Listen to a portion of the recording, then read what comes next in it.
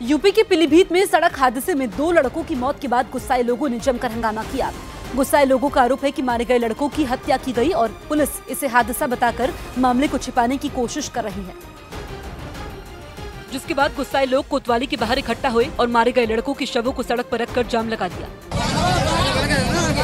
गुस्साए लोगों ने पुलिस पर लापरवाही का आरोप लगाते हुए उनके खिलाफ कार्रवाई की मांग की।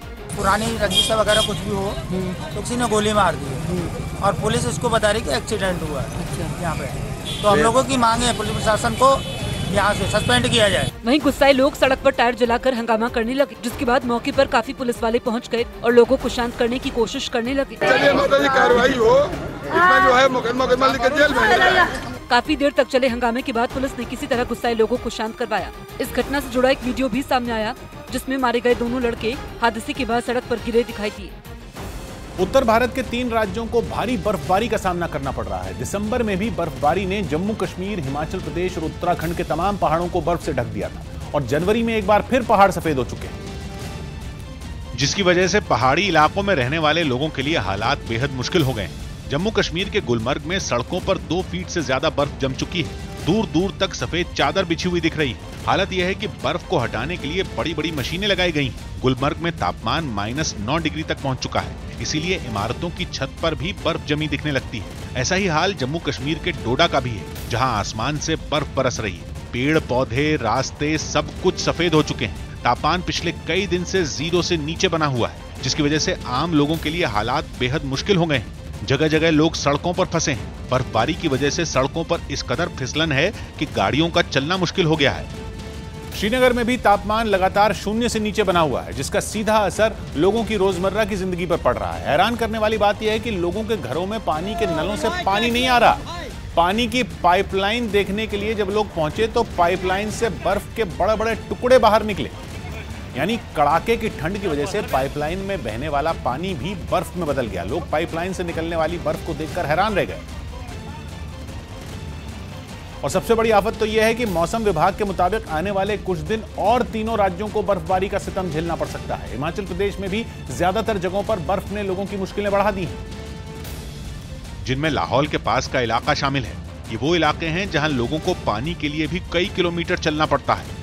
बर्फ से ढके रास्तों के बीच लोग पानी के बर्तन ढोते हुए नदी से पानी लेने के लिए पहुंचते हैं, जबकि बर्फ से ढके ऐसे रास्तों पर पैदल चलना बेहद खतरनाक हो सकता है। लाहौल स्पीति में सैलानी बर्फबारी का मजा लेने के लिए पहुंचते हैं। कुदरत ने टूरिज्म का माहौल तैयार कर दिया है, लेकिन बर्फबारी इतनी हो रही है कि सैलानी भी खुद को फंसा हुआ महसूस कर रहे हैं। कई जगहों पर तो लोग कई दिन से बाहर तक नहीं निकल पाए हैं। बर्फ से ढकी हुई गाड़ियां सड़कों पर ही यहाँ वहां फंसी हुई हैं। सड़कों पर इतनी बर्फ है कि लोग लकड़ी के टुकड़ों पर बैठकर फिसलते हुए रास्ते पार कर रहे हैं। राजधानी शिमला में तापमान 0 से नीचे नहीं गया, लेकिन फिर भी ठंड से लोगों की कपकपी छूट रही है। और लोगों के सामने मुश्किल ज्यादा बड़ी इसलिए है क्योंकि बर्फबारी का दौर अभी कुछ दिन और चलने वाला है। मौसम विभाग का अनुमान है कि 3 से 4 दिन पहाड़ों पर बर्फबारी होती रहेगी, इसलिए सैलानी अब पहाड़ों की तरफ पहुंच रहे हैं। धर्मशाला में दूर दूर से आए सैलानी यहाँ नाच गाकर बर्फबारी का खूब मजा ले रहे हैं। कहीं लोग हाथ में बर्फ का गोला लेकर खेल रहे हैं, तो कहीं बर्फ के बीच सेल्फी खिंचवा रहे हैं। बहुत मजा आ रहा है हम लोगों को। तो हम स्पेशली बर्फबारी देखने के लिए यहाँ पे आए थे और गॉड ने हमारी विश पूरी कर दी। आज आके मजा आ गया। यहाँ पर बहुत एंजॉय कर रहे हैं, पूरा एंजॉय कर रहे हैं। बहुत मजा आ रहा है। हर लोग डरे हुए हैं कि यहाँ बहुत ठंड है, पर शायद ऐसा नहीं है। एंजॉयमेंट का सबसे अच्छा टाइम है। धर्मशाला में भी लोगों को बर्फ से ढके पहाड़ और बर्फ से ढके रास्ते दिखाई दे रहे हैं। और उत्तर भारत के 3 राज्यों में हो रही बर्फबारी का सीधा असर दिल्ली और एनसीआर पर हो रहा है, जहां लोग ठिठुरने को मजबूर हो रहे हैं। और इसीलिए दिल्ली के लोगों को ठंड और कोहरे का डबल टॉर्चर झेलना पड़ रहा है। अगर आप तस्वीरों में देखेंगे इस वक्त तो कोहरा आपको नजर आएगा। जो गाड़ियां हैं वो हेडलाइट जलाकर कोहरे से निकलती हुई बाहर आ रही है। मौसम विभाग का अनुमान है कि दिल्ली के लोगों को हफ्ते के बचे हुए दिनों में भी ठंड से राहत नहीं मिलने वाली। शनिवार तक दिल्ली समेत पूरे एनसीआर को घने कोहरे का सामना करना पड़ सकता है। यूपी के गाजियाबाद में सड़क पर गाड़ी खड़ी करने के लिए एक महिला ने जमकर हंगामा किया।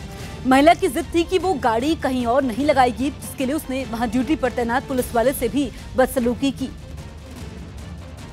और ये सारा विवाद नो पार्किंग में गाड़ी खड़ी करने पर हुआ। सड़क पर हाई वोल्टेज ड्रामा करने वाली महिला ने गाड़ी डीएम दफ्तर के ठीक सामने लगाई थी। सड़क ज्यादा चौड़ी नहीं थी तो पुलिस वालों ने उसे गाड़ी हटाने के लिए कहा, लेकिन इस पर महिला भड़क गई और एक पुलिस वाले पर चिल्लाने लगी।